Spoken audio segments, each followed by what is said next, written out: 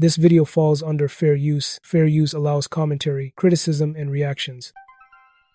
What's up, back with another one. So today I'm going to show you Camron speaking on Juelz Santana. Check this clip out. Best memory with all four of y'all together. Give me your best moment, your memory. That means Freaky, Jem, Juelz, and you. What's your best memory about that? There's a lot of good times, man. The best memory of us four. I don't know. That's a great question because it's more than one. Maybe, okay, this was a good one. I think, so I was living in Chicago.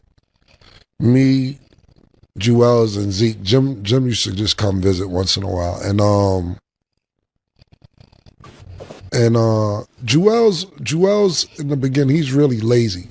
One of the most talented I ever seen, like ever. And he didn't go to school.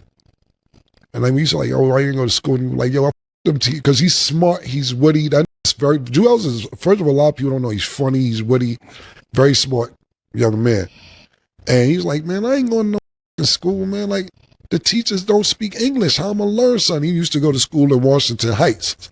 So he's like, yo, look, I don't speak Spanish. I'm not learning anything. So he was like, all right, you're going to write these rhymes. And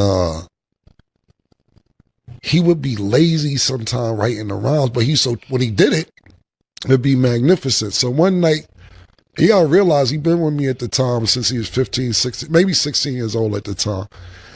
Not this story, I'm talking about he got with me when he's 16.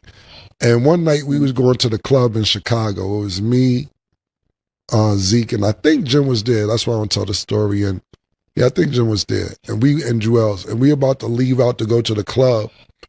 And we like, yo, let's go, everybody, let's go. So Juelz get dressed, and we stopped him at the door. We like, did you do the song?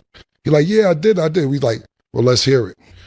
He like, he's staying 2 bars, staying 4 bars, he can't get it. Go ahead, do it, let me hear. He can't get it. We say, we'll bring your back, man. If you got the song done, we'll bring this back, but you're not going with us to the club until you do the song. That's just not going to happen. And then when we came back, they wrote gangster music. And that's how the song Gangster Music actually got made. We didn't let the nigga go to the club, so he can't hang out with us or nothing. And we came back. That's basically how that song got done. And because we didn't let him go with us to the club, we came back and made probably one of the most popular dipset records ever. Let me just jump in real quick, because when Camron talks about this, you can really see how he approaches leadership and how he handles artists under him. Oh, okay. I would have thought one of the best memories was when y'all was driving the Lambo through Harlem and all of y'all was together. But that's also a good memory. Yeah, your memories ain't my memories. He threw his in there like, why you ain't remember that?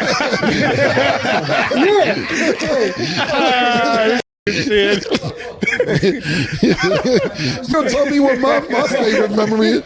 Listen, I can name a bunch of shit and not even being funny, like, yo, and I know whatever with Jim, and this ain't no shots at Jim, and I'm just saying, me, Juelz, and Zeke, we was out of town hustling, like Jim say, New York. And it's mad Ohio and Chicago because it used to be us three. So a type of shit I can tell you like that, but if you asking me a standout memory. No, I'm saying, you asking me a standout memory, I'm just thinking of how a hit record was made. The other Santana's Town. Another time, I said, man, you better have this song done at 6 o'clock. We gotta go to radio at 7 o'clock. In my crib, in my penthouse in Hackensack. Wrote that because he ain't do it. I'm like, bro, we gotta go to Funk Master Flex in like 4 hours. He wrote it, went to the studio, never hit. That's how the was getting done. Word. What's up? So what are my thoughts about this? Here's the thing. When you listen to Camron break down how he had to push a lazy Juelz Santana to finish his songs, it really highlights the reality of being in a leadership position within a label. Anyone who has followed their history knows that Juelz Santana has always carried a certain laid-back vibe, and at times, people around him have mentioned that he moves at his own pace.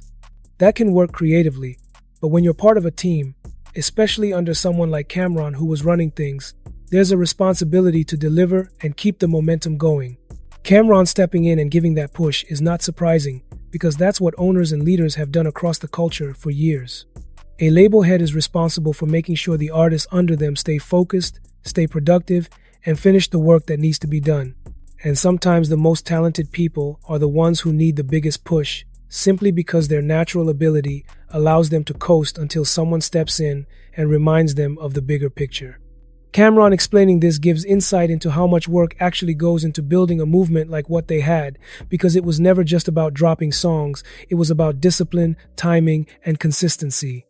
Okay, so drop a comment, smash that like button, and make sure you subscribe for more videos like this, and I'll see you in the next video.